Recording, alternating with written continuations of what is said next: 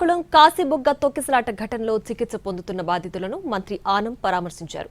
మెరుగైన వైద్యం అందించాలని డాక్టర్లను ఆదేశించారు. ప్రభుత్వ పరంగా ఆదుకుంటామని హామీ ఇచ్చారు. దైవ దర్శనానికి వచ్చి ప్రాణాలు కోల్పోవడం దురదృష్టకరమని అన్నారు మంత్రి ఆనం.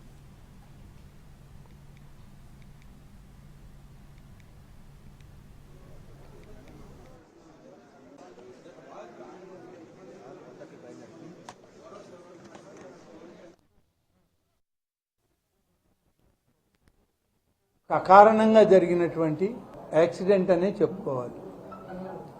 ఏమీ కారణం లేదు.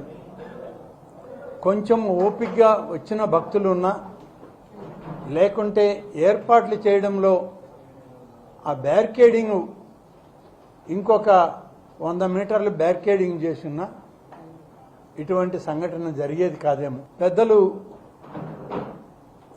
అక్కడున్న పాండా గారు వారి స్వంత నిధులతో సొంత స్థలంలో ఈ యొక్క ఆలయాన్ని నిర్మించాలనుకోవడం, స్వంత నిధులు ఖర్చు చేయడం, ఆలయ నిర్మాణంలో అనేక రకాలుగా ఆయన తోచిన విధంగా ఆయన విగ్రహాలు పెట్టి చాలా అందంగానే తయారు చేశారు.